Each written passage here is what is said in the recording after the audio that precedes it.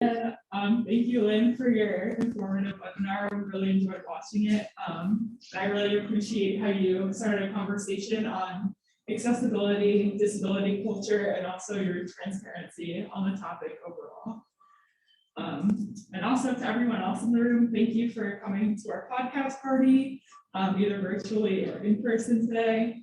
And I am glad you joined us all to increase your effectiveness while working with clients with disabilities and to engage in honest, respectful discussions about fostering more inclusive services and advocating for these individuals.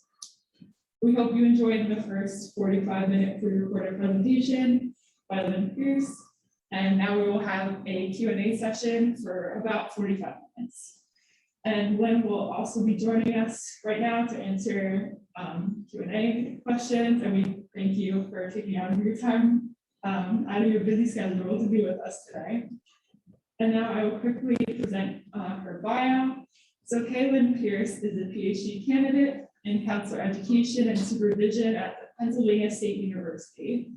Pierce holds a master's in science in clinical mental health counseling from Georgia State University and is a certified rehabilitation counselor and national certified counselor.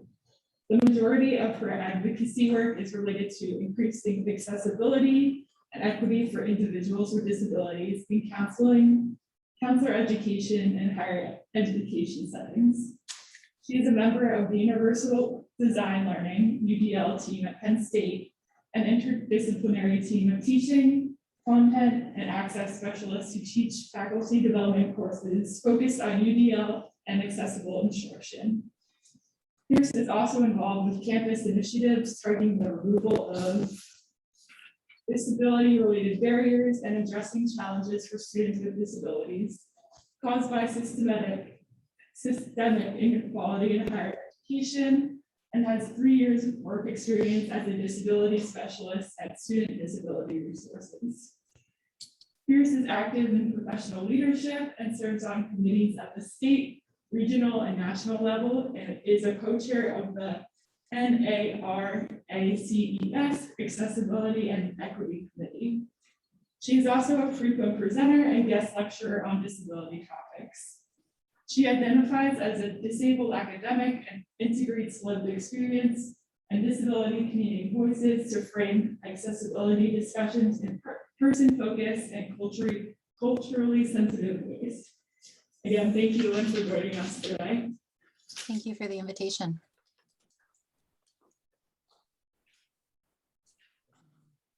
So if anyone on our virtual end of things, if anyone has a question they'd like to start with, please feel free to unmute yourself or send us a chat. Yeah, please feel free.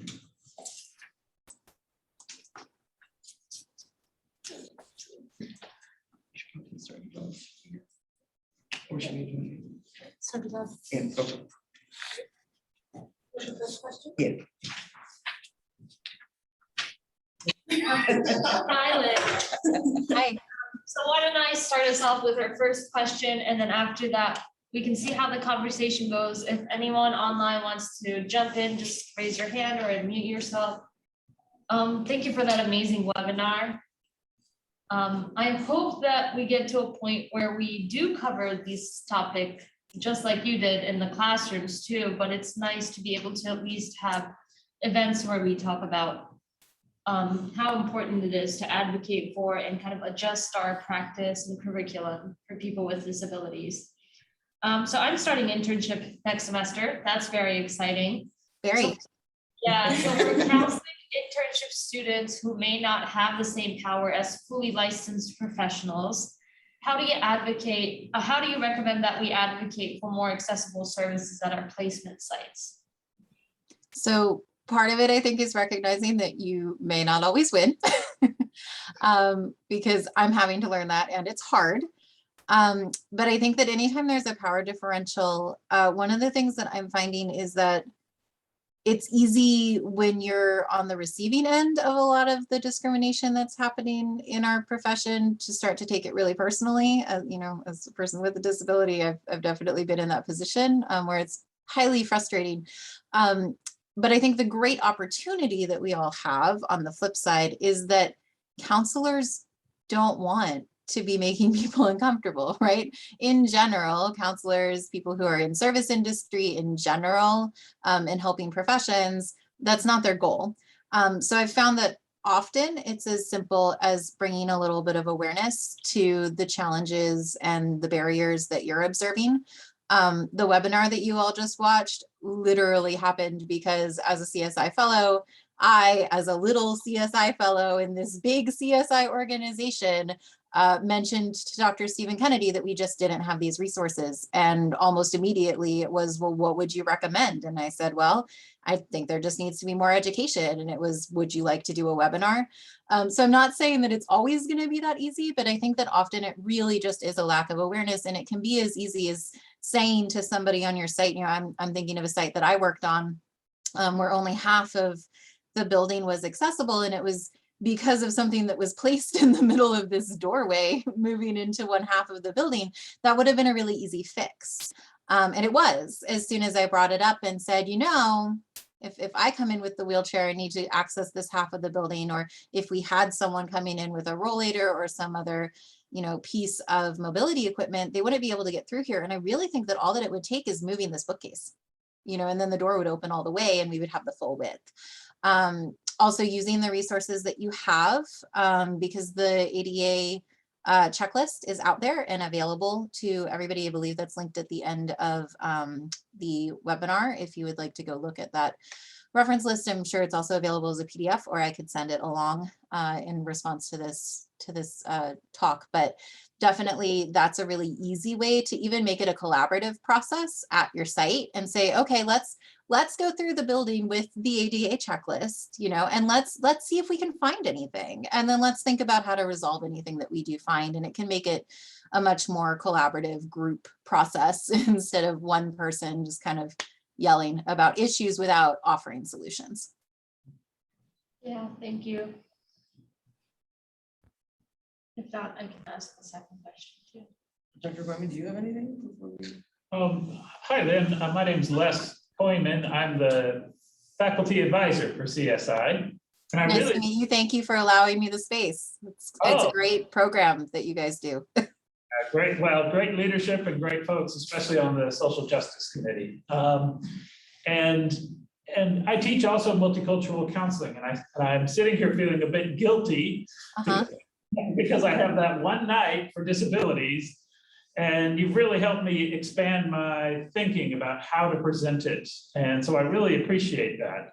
And I also have a private practice. So I sat here and started visualizing my practice and is it accessible? When you first asked the question, I said, yes, I think so. But then I started walking through it visually as you gave more information. And I realized, no, it's not. So I just want to say thank you for the information, and I'll certainly be incorporating much of this back into my course because it's fairly limited. Yeah, you're welcome. And I think that's a great example of it, right? It's not that you were intentionally neglecting disability in your multicultural course. Right. That you just hadn't had the information presented to you in a way that made you think through it. So I think, you know, for the question regarding how do you do this advocacy work, especially when you're somebody without all of the power on the decisions being made, it's great modeling, right? I was wondering too, what literature is out there that talks about how people with disabilities view their counselors? I mean, There's not much. I was going to say, because I haven't seen much. I mean, we have plenty on racial and ethnic minority groups who feel a strong sense of, do I feel like I fit in? Do I not? But I haven't seen that much with disability.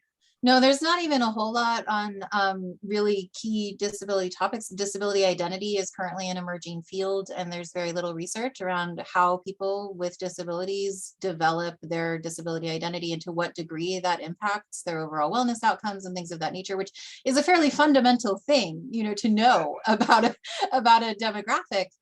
So yeah, the research is definitely limited in this area, you know, and then I'm always looking for like, where is the research on able privilege? Where is the research on ability humility? Where are these pieces that would give me the language to help to bridge that gap? Because I will be totally transparent and say that in an advanced multicultural class, and this is what I use as my baseline for what multicultural classes in our profession do around disability and don't do, I was asked to do a privilege walk on a hill in a wheelchair. Wow, wow. And that's where we're at as a profession, and I think that that's so unfortunate, but that's where we're at. That's what I see all the time. And I see the same very well-intentioned thing that you just described, is my practice accessible? Well, yeah, sure. Like, I'm a good person and I'm equity minded and I'm aware of multicultural competencies. So like, surely I haven't missed something that big, to where my practice wouldn't be accessible. But I'll tell you that I ask that going to conferences all the time and I get, oh yes, it's accessible. And then I show up and not a single session is accessible without moving chairs, or I get stuck in a bathroom or almost run over in a loading zone, all things that have happened within the last year or two before COVID at professional conferences, and these are the people who are teaching our counselors and training. Yes. And clearly there's just not the awareness. Yeah. In my doctoral program, we actually, the assignment, one of the choices for the assignment, and I chose this option, was to get a wheelchair from the disabilities office, get the map and go around the campus and see what that experience is like. And that was really eye-opening. And I'm thinking I might bring that back into multicultural again. Yeah, another really good one is to take that ADA checklist and have people go out and do a checklist, different places on campus, pick the hub or student union or whatever, and send people out with the ADA checklist and see what they find. Oh, that's a great idea too. Yeah. Yeah, because then you're also developing the rehab knowledge on that side.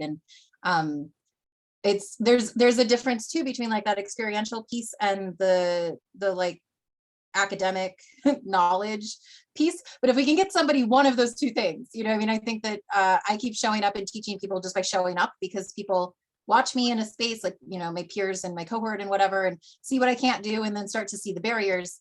But I can also tell you that, 3 years ago, before I had done all of the extra classes and had my CRC, I couldn't tell you what the slope of a ramp was supposed to be. I couldn't tell you that it's an inch over 12 inches, but I could look at something and be like, I'm not going to make that. That's not in code.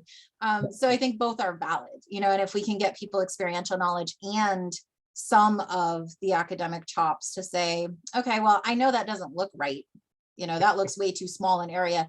Let me go back and find out how big that's supposed to be really. Then that gives them the ability to better advocate on just those logistical kind of physical access pieces. But there's still so much stigma, and just so much lack of inclusion. It's always that double-edged sword, right? Are you going to fight for it to be really equitable? We kind of have to fix the access issues first. And as a profession, we haven't fixed the access issues. So not everybody can get in yet. And to me, it's really hard not to keep floating back to that, like, but not everybody can get into our spaces yet piece. Yeah, absolutely. They can't even participate. Yeah. Right. So then what are we doing with equity work? Right. If we've still got a group of people who often literally physically cannot get in the door. Yeah. Amanda, do you want to ask the second question? Yeah, sure.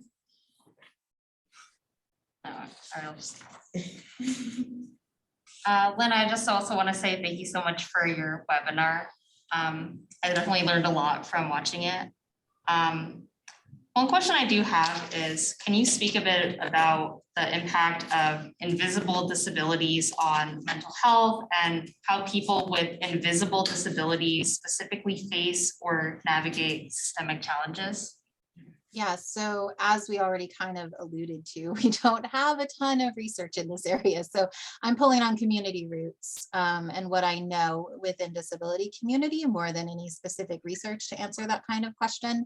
But I think it's a really, really important question to be asking, because what we know is that people who experience only invisible disability are in this really weird position where they're perhaps passing most of the time and may work to pass.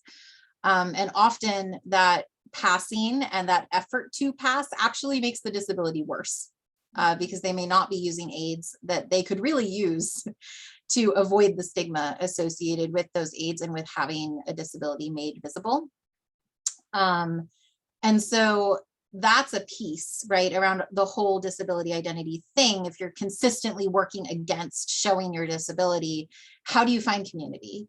And how do you find a place to talk in an empowered way about your experiences, especially if you're talking with mental health professionals who may not be trained to help you navigate that? So I think that that's a really big piece around like this passing and this invisible disability just not fitting anywhere. But then there's also this weird phenomenon where everybody seems to think on the outside, and even some people in disability community seem to think that disabilities are either visible or visible, and they're not. It's a spectrum. I can go out to the grocery store and pass. I have to put on compression stockings and all kinds of things to provide the support that my body needs to stay upright for that long. But if I leave my service dog and wheelchair at home, I can go out into the world and look like a normal human. And then you deal with everything around, even just part-time wheelchair use is like a great small microcosm of this. People think we even use the outdated and very bad, like very bad discriminatory terminology of wheelchair bound, right? No, about half of wheelchair users can walk and are ambulatory to some degree or other. So there's all of these misconceptions, and then you'll see on social media, right? Like the picture of somebody standing up in a grocery store from their wheelchair to reach something, especially if it's like something like alcohol that people can shame anyway, and being like, oh, it's a miracle, right? Like they can stand when they need to. And it's this constant like gotcha from society in general, like gotcha baking. I've had people scream at me for unloading my wheelchair because I walk to the back of my car and unload my wheelchair. I'm consistently, if I use my parking placard, which I need more if I'm not using the chair than I do if I am, concerned that I'm going to have my car keyed, because my friends have who are ambulatory and look normal and have placards for, you know, issues with muscle weakness or dysautonomia or other conditions that limit the amount of time that they can stand and walk. So it's this really weird kind of partitioned world where I think a lot of people don't really understand the experience because it's not all or nothing. And there's all of these intermediate experiences in the middle. And then you, I think in some ways you become more aware. I didn't get a diagnosis until late. So in some ways my disability is kind of acquired instead of congenital, even though it's actually congenital, because I just thought that I was lazy or stupid or whatever, right? Because doctors kept telling me I was fine. So I didn't really have to develop disability identity until later in life. But I also think that it's partially because I have a disability that varies in its visibility. When I compare my outlook and worldview to some of my friends who have more permanently physical disabilities, there's this really different sense in like, maybe it's just me, maybe I'm just an angry person, but there's this different sense in like how pissed off I get about certain things that happen. And I think that some of it is that I can still go out and have that experience without the mobility aid and not be discriminated against. And I can constantly in my daily life see the difference in how I'm treated in individual spaces where I show up more often visibly well than visibly disabled, as well as just, you know, one-off, like if I go to the grocery store with or without whatever, here's how it plays out. And I'm constantly able to assess that and really see the very clear difference in the stigma toward me directly. So it's an interesting dance. And what that reminds me of is my mom struggles with fibromyalgia and chronic pain. So that's completely invisible, but debilitating, right? And she always, I either have to constantly complain about my pain to make it visible, but nobody, a woman who constantly complains. So most of the time she just had to suffer in quiet. Whereas if she were to have a physical disability, I'm sure that everyone around the house would help more, right? Right. But looks and acts completely fine. It's like she just does what a quote normal person would do with all the pain that she carries around. Exactly. And then it's hard to get help because you get so good at working through it. My condition comes with dislocations. My joints aren't stable. My connective tissue doesn't work. I've done whole counseling sessions with a dislocated shoulder because I came in the room weird and my shoulder popped out on my chair. I'm like sitting here with a dislocated shoulder. What do I do? You know, what do I do in that situation?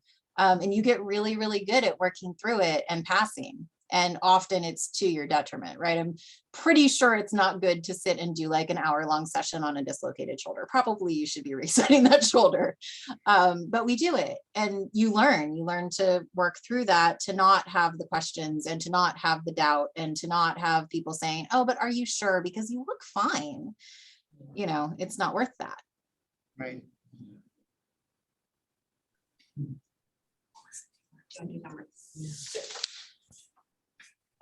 So my next question for you, Lynn, what are some effective ways to help clients work through internalized ableism? For example, feeling like they don't fit in with the disability community or among non-disabled people, feeling like a burden to others, feeling incompetent, comparing themselves to others, etc.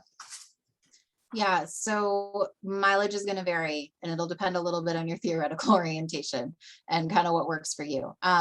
What has seemed to work for me is I always want to know about my client's disability identity and disability pride and like where in all of that they are.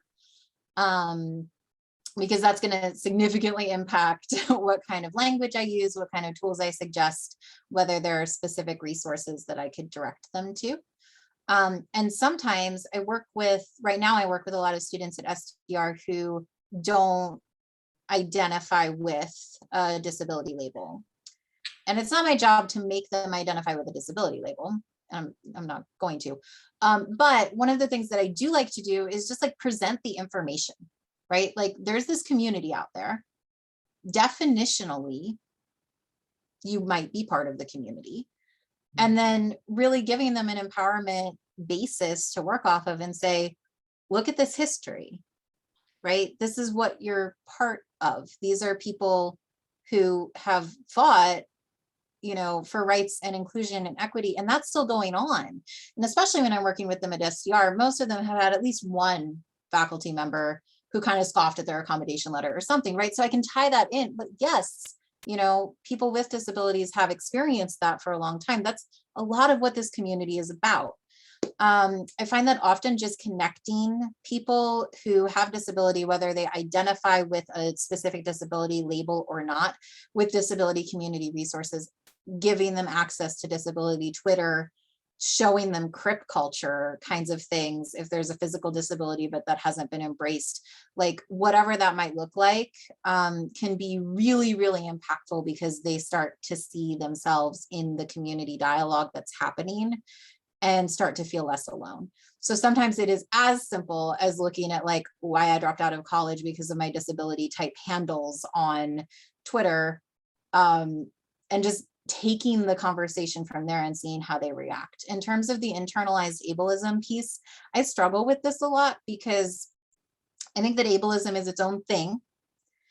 I think that internalized ableism is its own thing. I don't think it's necessarily a parallel from other multicultural components. But I also think that we don't really totally know what that thing is yet, right? See the lack of research.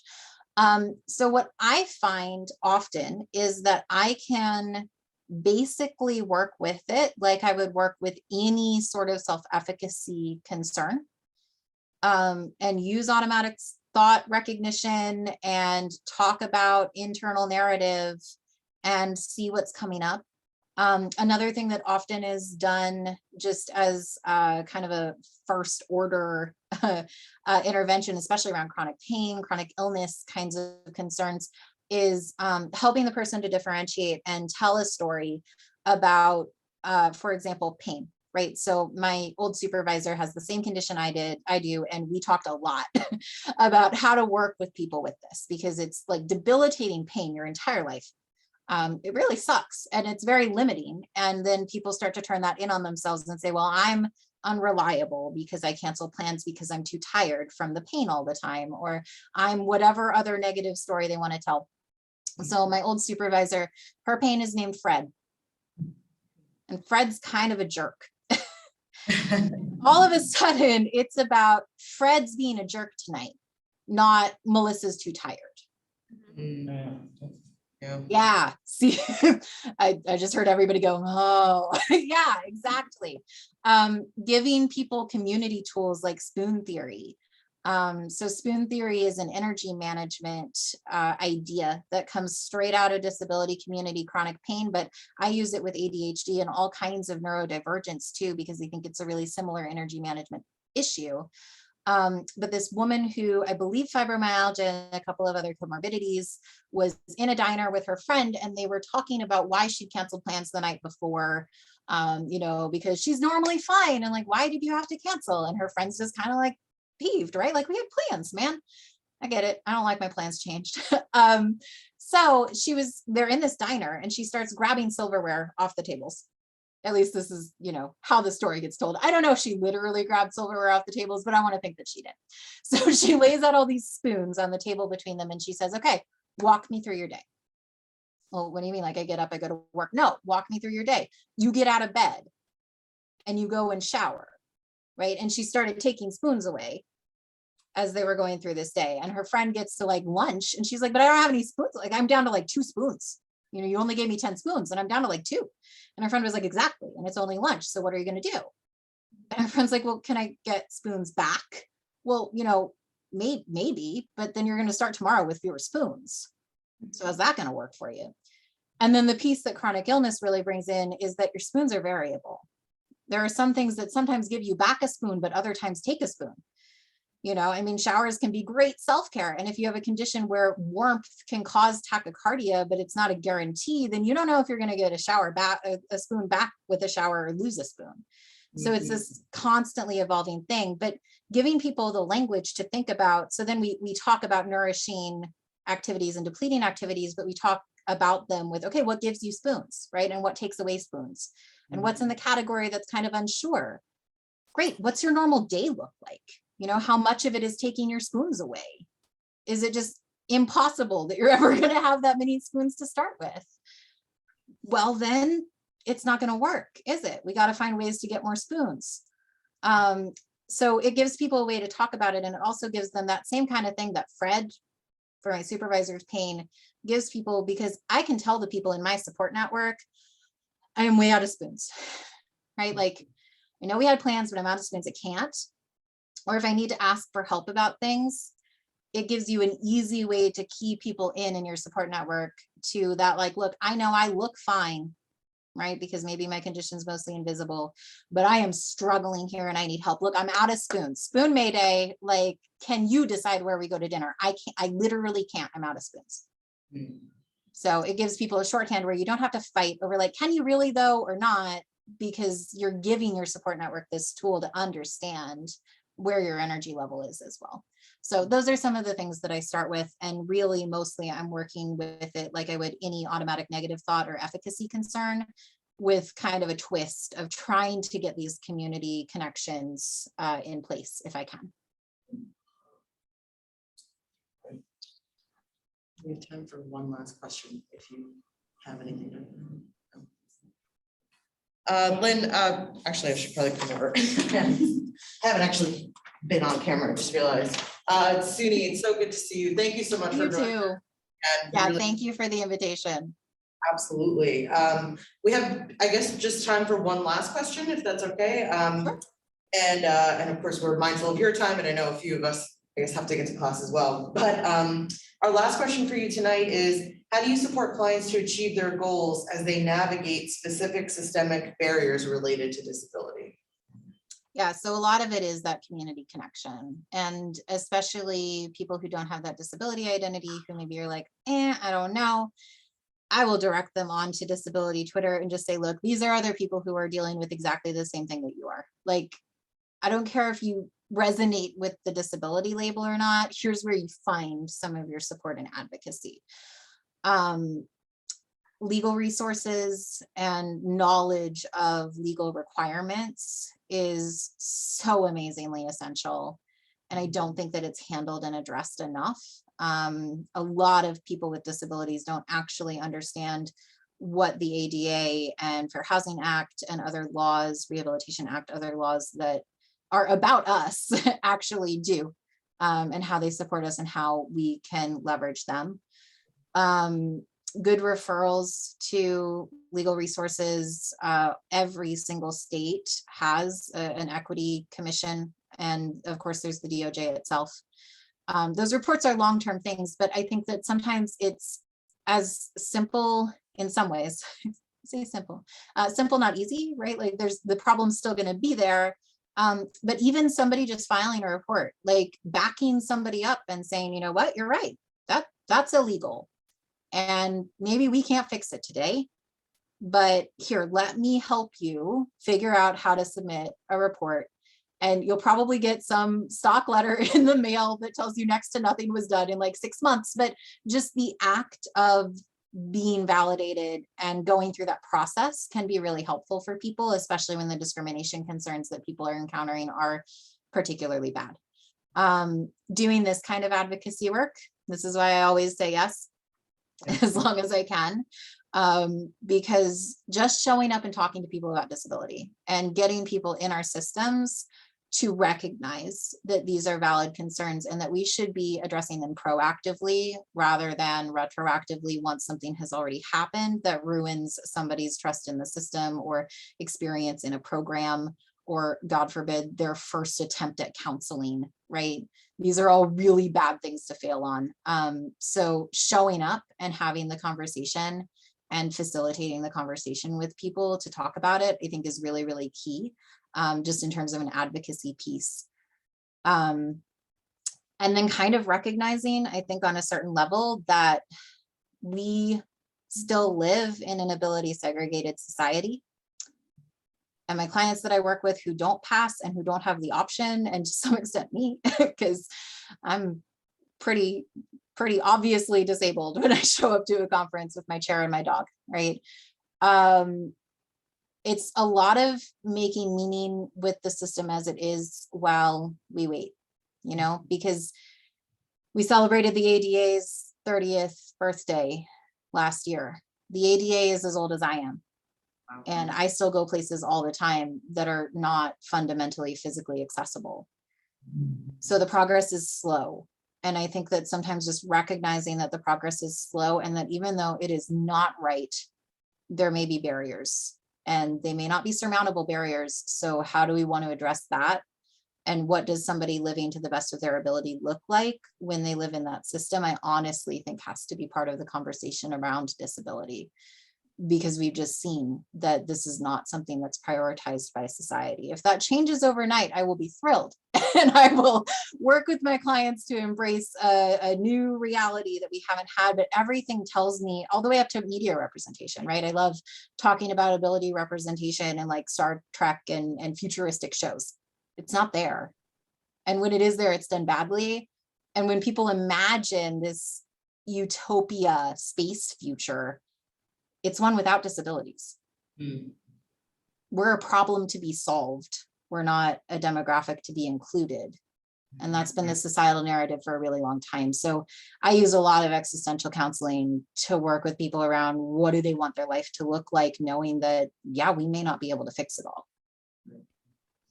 Not a very happy note to end on, but perhaps a realistic one. Yeah, an important one nonetheless, right? And I think what I'm hearing from what you're saying is just this idea of solidarity, right? And how crucial it is. That especially we as counselors, right? We as service providers, I think this is an area that's been lacking for so long. And like you said, right, the ADA is only 30 years old. So unfortunately, it's so nascent in our field. And I think we have to take advantage of the fact that we are the youngest mental health profession in terms of all the other ones, and we should really get up to speed. Yeah, and if you're willing to have that conversation with clients, I think a lot of them will tell you, I feel like it's hopeless. I don't want to communicate to clients that it's hopeless, but I do want to acknowledge their reality that like, yeah, you're right. Like to tell you anything other than that, even if we file a complaint with the Transportation Authority, it is likely that you are still going to continue having problems doing something as simple as getting on the bus to go to work for the foreseeable future and maybe the rest of your working life. It's just not helpful, right? It's just me invalidating their experience at a certain point. Right. Yeah. It's kind of like that toxic positivity, right? That, Oh, yes. And that's a lot of what people with disabilities get when they go to counseling. Yeah. Yeah. Well, I don't know about all of you, but I am just so incredibly grateful that you took the time to meet with us and offered such incredible insight. And my gosh, I'm just like to the brim with ideas and yeah. Thank you so much again, Lynn. Mary Rose, I see you on camera. Did you want to hop in for a sec or say anything? Mary Rose is the co-chair of the Social Justice Committee. Thank you then for the invitation as well. Everyone involved. I love coming and talking to people, so I really appreciate the opportunity. Absolutely. I didn't start the video, but I will to chime in. I just really wanted to. I've been here the whole time, and I've learned so much that I'm sifting through everything and really how to think differently and advocate differently and understand, right, and continue to build on the baseline of knowledge that you provided. I'm so grateful. Thank you. Absolutely. And Suni has my email and anyone is welcome to reach out. I find that sometimes when we ask for questions right after people are provided this kind of information that maybe they've never encountered, people will just kind of clam up, which is understandable. But if once people have processed, they'd like to be in touch, I'm very open to that. So please do feel free. Thank you. Thank you Thank so much you for so that. much. Appreciate it. Mhm. Well, any final thoughts, final reactions? Can we give another round of applause? Thank you so much for doing this. Thanks so much, Lynn. What, you're a candidate now. What's your dissertation topic? Yeah, that's all I get to talk about anymore. I'm in no hurry, but you should be aware of what you're opening. It's a Delphi study, policy Delphi study on assessment considerations as well as transfer training and placement for service dog handlers.